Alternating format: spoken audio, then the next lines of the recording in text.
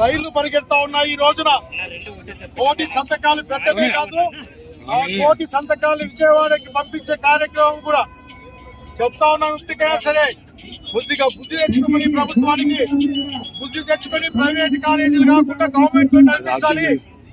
YSR Congress party ప్రజల కోసమే ఉంటుంది. జగన్మోహన్ రెడ్డి గారు ప్రజల కోసమే పనిచేస్తారు. ఇప్పటికైనా సరే దేశానికి పోకుండా అన్ని కాలేజీలు కూడా గవర్నమెంట్ నడిపించమని కోరుతా ఉన్నాం. కబడ్డాలని చెప్తా ఉన్నాం. ప్రజల యొక్క ప్రయోజనాలను కాపాడడం కోసం జగన్మోహన్ నాయకత్వాన వైఎస్ఆర్ కాంగ్రెస్ పార్టీ సిద్ధంగా ఉంటుంది. సిగ్గడం వల్ల మరింత సిద్ధంగా ఉంటుందని తెలియజేస్తా ఉన్నాం.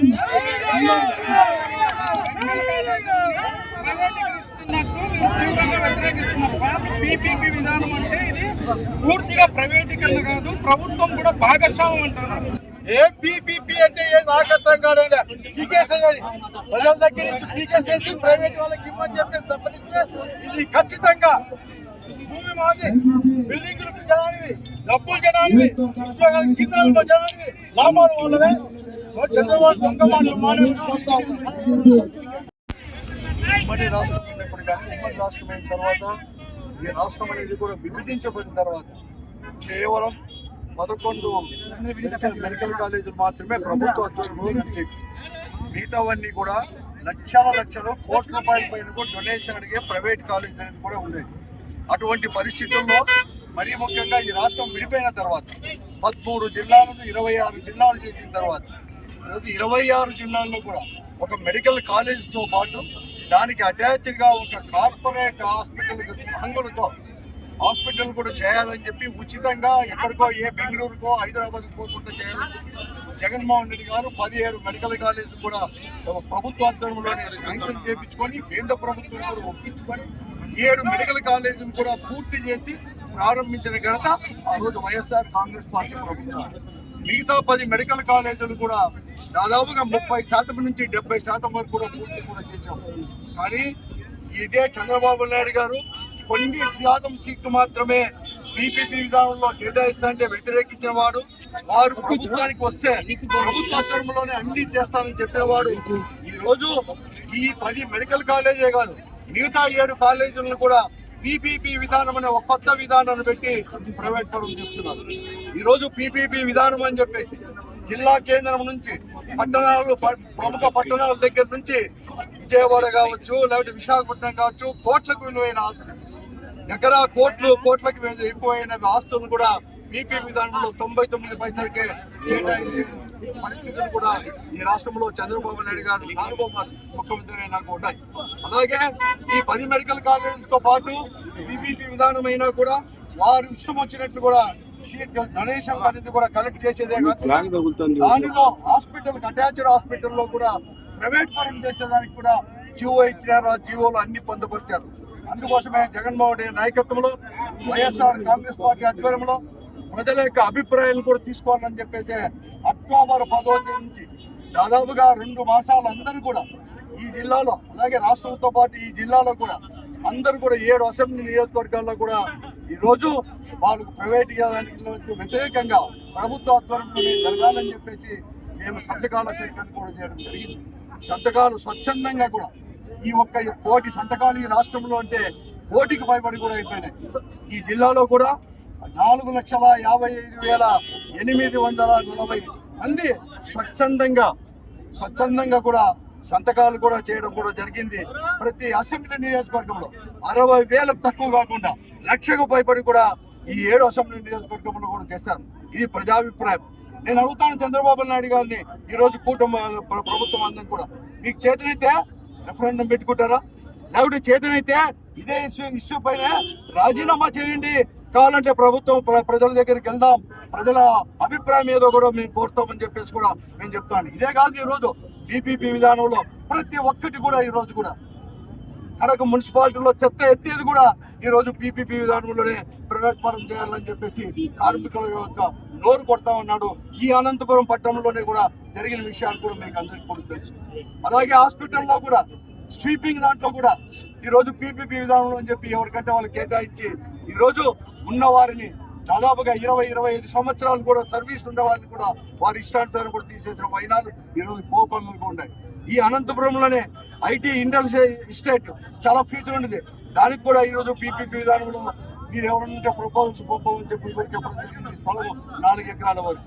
అలాగే రియల్ ఎస్టేట్ కూడా ఇస్తున్నారు ఈరోజు పీపీపీ విధానంలో అందరూ కూడా. అటువంటి దుర్మార్గమైంది ప్రజలకు వచ్చి నష్టం కలిగించే పనులు చేస్తున్నాడు. కాబట్టి ఈరోజు మేము చేశాం.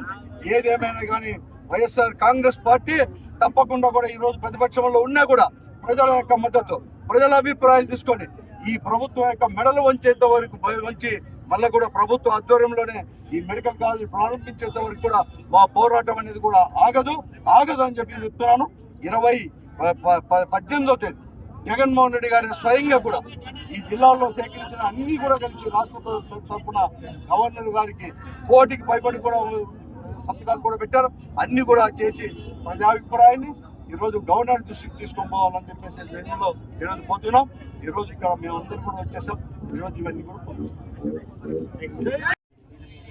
ప్రభుత్వ మెడికల్ కళాశాలను ప్రైవేట్ వారికి కట్టబెట్టే ప్రయత్నానికి వ్యతిరేకంగా జగన్ గారు పిలిపించినంతనే 1 కోటి మంది సంతకాలు చేసి నిశ్శబ్దంగా తమ ప్రతిఘటనను తెలియజేశారు. ఇది ఒక గొప్ప ప్రజాభిప్రాయం, చారిత్రాత్మకమైనటువంటి విషయం. ఈ 1 కోటి సంతకాల సేకరణ అనేటువంటిది ఇంత ప్రజల్లో పార్టీలకు అతీతంగా, వర్గాలకు అతీతంగా, కులాలకు అతీతంగా వ్యతిరేకత వస్తున్నప్పటికీ కూడా ఖాతరు చేయకుండా టెండర్స్ పిలిచారు. మిగిలిన కాలేజీలను కూడా ప్రైవేట్ వాళ్ళకి అప్పచెప్పడానికి యువకులు, విద్యార్థులు, అన్ని పార్టీల వాళ్ళు కూడా, ప్రజా సంఘాలన్నీ కూడా ఐక్య సంఘటనలుగా ఏర్పడి పోరాటం చేస్తున్నా కూడా మళ్ళా కొత్త జీవో ప్రైవేటీకరణలోనే కొత్త పుంతలు దొక్కుతా ఉన్నాడు చంద్రబాబు నాయుడు గారు. నిన్నలే మళ్ళా జీవో ఇచ్చాడు. ఇప్పటికే ప్రారంభమైన ప్రభుత్వం ఆధ్వర్యంలో నడుస్తున్నటువంటి కాలేజీల్లో కూడా మొత్తం ఉద్యోగులందరినీ కూడా ప్రైవేట్ వాళ్ళకి అప్పచెప్పి వాళ్ళ జీతాలు కూడా 2 సంవత్సరాల పాటు దాదాపు 150 కోట్ల రూపాయలు ఈరోజు ప్రభుత్వమే ప్రైవేట్ వాళ్ళకి చెల్లించే విధానాలు తీసుకొస్తా ఉన్నాడు. దాదాపు 17 ప్రభుత్వ హాస్పిటళ్లను ప్రైవేట్ వాళ్ళకి అప్పచెప్పడం అంటే ప్రజా ఆరోగ్యం పట్ల ఈ ప్రభుత్వానికి ఎలాంటి స్పందన ఉందో కూడా అర్థమవుతుంది. ఏ విధంగా ఆలోచిస్తుంది అనేటువంటిది కూడా అర్థమవుతోంది. ఈరోజు గవర్నమెంట్దే స్థలము, గవర్నమెంట్దే బిల్డింగ్, గవర్నమెంట్ వాళ్ళే ఉద్యోగులు, గవర్నమెంటే జీతాలు ఇస్తుంది. లాభాలు మాత్రం ప్రైవేట్ వాళ్ళకి, కడుపులు కొట్టేది మాత్రం సాధారణ ప్రజలు, సామాన్య ప్రజలు. అందుకనే ఈ ప్రభుత్వం ఇప్పటికైనా కూడా కళ్ళు తెరవాలా. కేవలం ఈవీఎంలతోనే గెలుస్తాం అనుకుంటే దానికి కూడా సమాధి కట్టే రోజు ఎంతో దూరం లేదు. ప్రభుత్వం ఇప్పటికైనా కూడా మేల్కోవాలా, ప్రజాభిప్రాయాన్ని గౌరవించి విత్డ్రా చేసుకోవాలా జీవోలన్నింటిని కూడా అని డిమాండ్ చేస్తాను. ఈరోజు మెడికల్ కాలేజీలు ప్రైవేటీకరణకు వ్యతిరేకంగా గత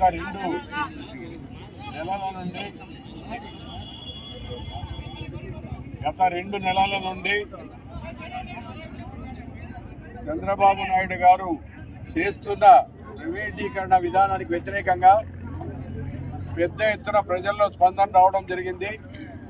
దానికి చిహ్నంగా సుమారుగా 1 కోటి సంతకాలు పైబడి ఈరోజు రాష్ట్ర వ్యాప్తంగా స్పందన నుండి సంతకాలు చేయడం జరిగింది.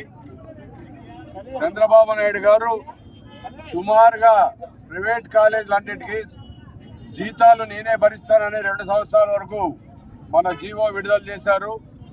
ఒక్కొక్క మెడికల్ కాలేజీకు ఖర్చు పెట్టాలనుకుంటే జగన్మోహన్ రెడ్డి గారు ఉన్నప్పుడే 8,000 పైబడి చిలుకు నాబార్డుతో ఒప్పందం కూడా జరిగింది. కట్టడానికి వీళ్ళు శ్రమించాల్సిన అవసరమే లేదు. మనం ప్రభుత్వ ఆధ్వర్యంలో మెడికల్ కాలేజ్ నడపగలిగితే పేదవాడికి మెడికల్ సీట్లు రావడమే కాకుండా అలాగే ప్రతి హాస్పిటల్లో 620 బెడ్లుంటే మొన్న ఇచ్చిన జీవోలో ఒక్క బెడ్ కూడా ఫ్రీగా ఫెసిలిటీ ఇచ్చే పరిస్థితి లేదని మన టెండర్లు పిలవడం చాలా దురదృష్టకరమైన విషయం. గతంలో కూడా ఇంజనీరింగ్ కాలేజీలు ప్రైవేటీకరణ చేసిన ఘనత చంద్రబాబు నాయుడు గారిది.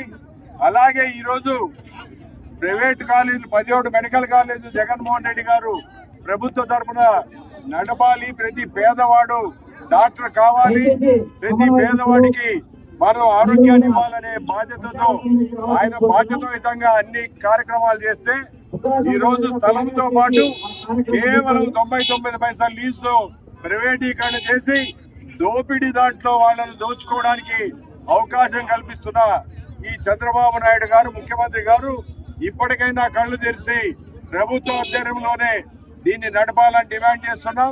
తప్పకుండా ఆ రకంగా చర్యలు తీసుకుంటారని కూడా ఆశిస్తున్నాం.